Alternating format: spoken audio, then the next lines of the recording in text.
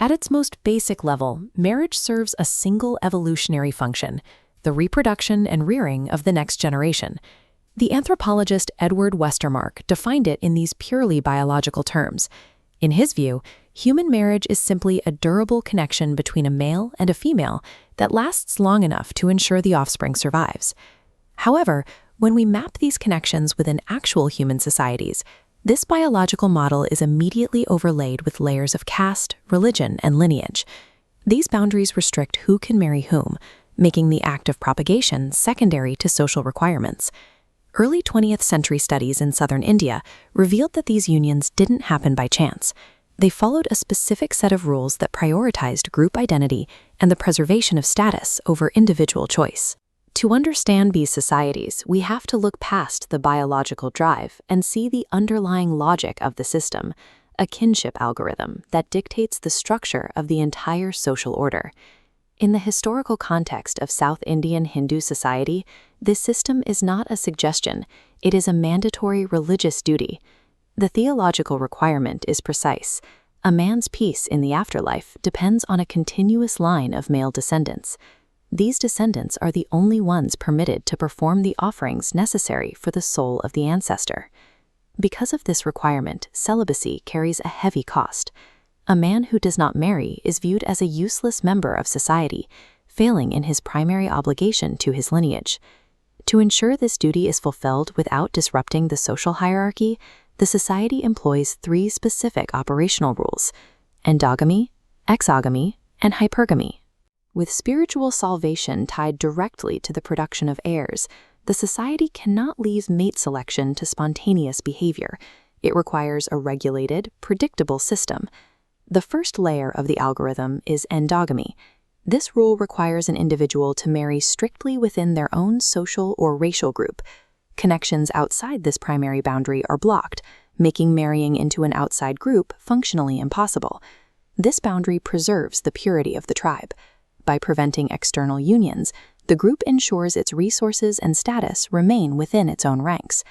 The texts describe this as a proud antipathy toward other races or castes. This defensive perimeter shields the group from the dilution of its social standing. Violating this outer wall results in outcasting. The individual is permanently expelled from the network to protect the integrity of the tribe. Endogamy acts as the system's perimeter defense.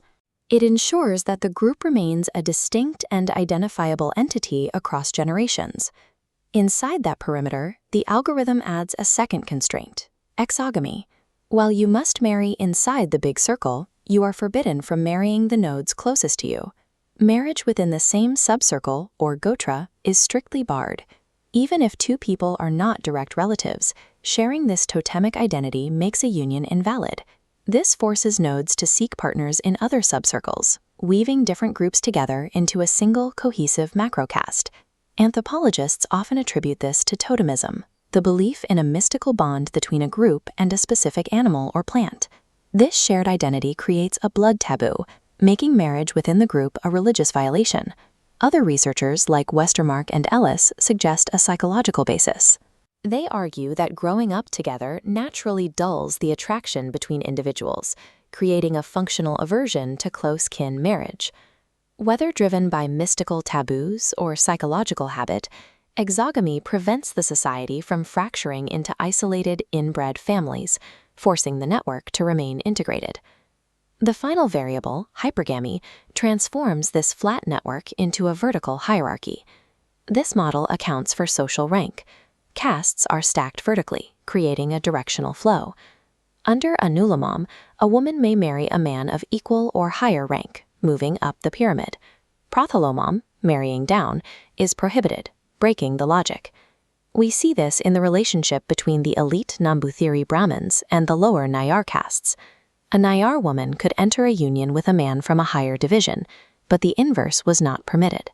This asymmetry allows the upper caste lineage to absorb new members and form alliances, while ensuring their elite status remains uncontaminated by lower-ranking groups.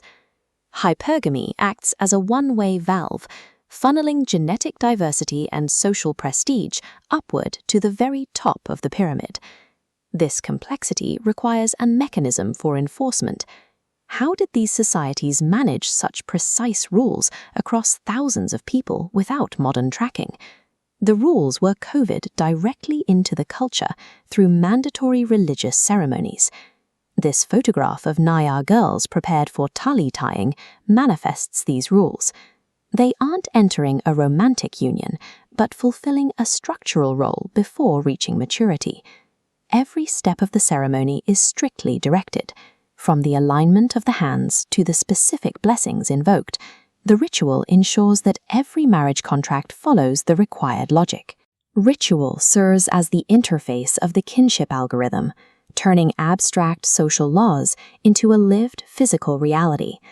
Together, these three rules create a complete and functional model of social organization.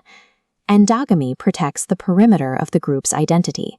Exogamy prevents internal collapse by mandating lateral connections between subgroups. And hypergamy manages the vertical hierarchy, controlling the flow of status. Within this structure, individual preference is secondary to the stability of the group. Mate selection functions as a data point in a much larger project of social maintenance.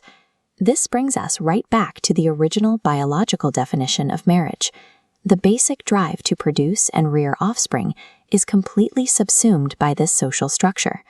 These societies built an architecture that overwrote individual instinct to ensure long-term social order. Biology provides the starting point for reproduction, but the kinship algorithm determines how that reproduction is used to shape the survival and structure of the civilization.